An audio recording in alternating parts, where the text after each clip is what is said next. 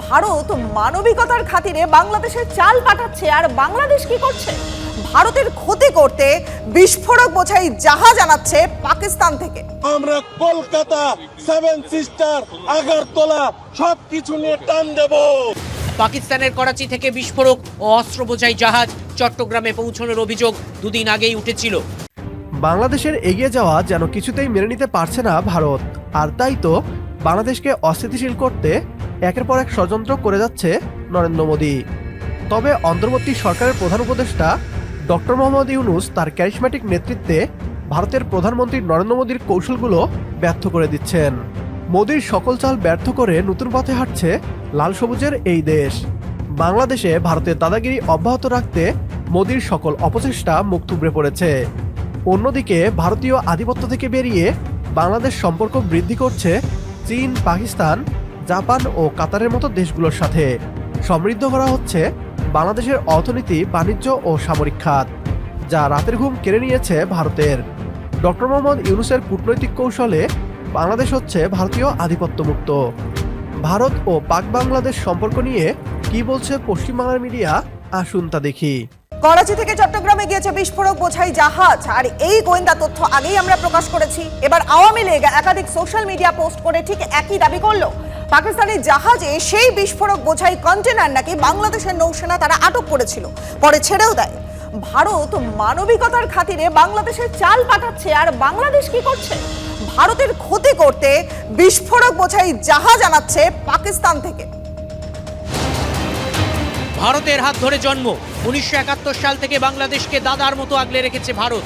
তারপরও সম্প্রতি পদ্মাপাড়ের কট্টরপন্থীরা গলা চড়িয়ে বলেছে 4 দিনের মধ্যে আমরা কলকাতা হোল করে নেব। আমরা কলকাতা, সেভেন সিস্টার, আগরতলা সবকিছু নিয়ে টান দেব। এত কিছুর পরেও 27শে ডিসেম্বর বাংলাদেশে 25,000 টন চাল পাঠিয়েছে ভারত। যে দেশের চালে পেট ভরছে সেই ভারতের বিরুদ্ধেই কি ষড়যন্ত্রে মদত দিচ্ছে বাংলাদেশ?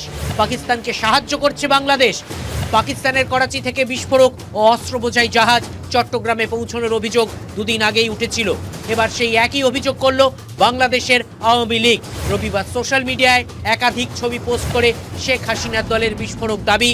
জাহাজের কন্টেনারে সেসমিক ইমালশন এক্সপ্লোসিভ ছিল।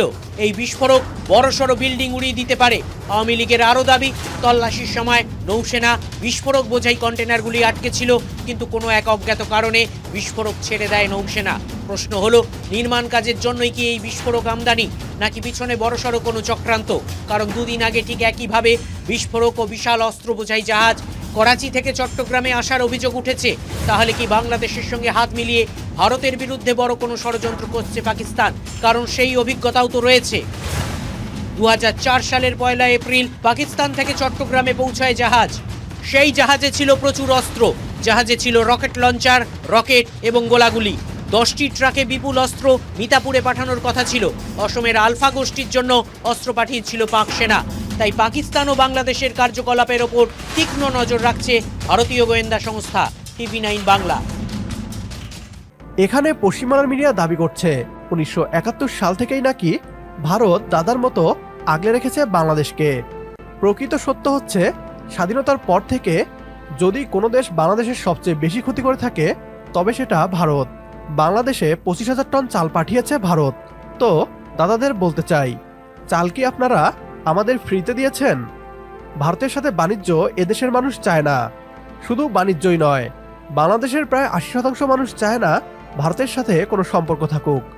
সবশেষে একটা কথাই বলতে চাই, আমরা কোনো দেশকে আক্রমণ করতে চক্রান্ত করি না। তবে কেউ বাংলাদেশকে নিয়ে ষড়যন্ত্র করলে তারাও শান্তিতে থাকতে পারবে না। আজকের ভিডিও এ পর্যন্তই। ভিডিও সম্পর্কে আপনার গুরুত্বপূর্ণ মতামত কমেন্ট বক্সে জানিয়ে দিন আমাদের। সেই সাথে ভিডিও শেয়ার করে দেখার সুযোগ করে দিন আপনার বন্ধুদের। পরবর্তী ভিডিও দেখার আমন্ত্রণ জানিয়ে বিদায় নিচ্ছি আজ। আল্লাহ হাফেজ।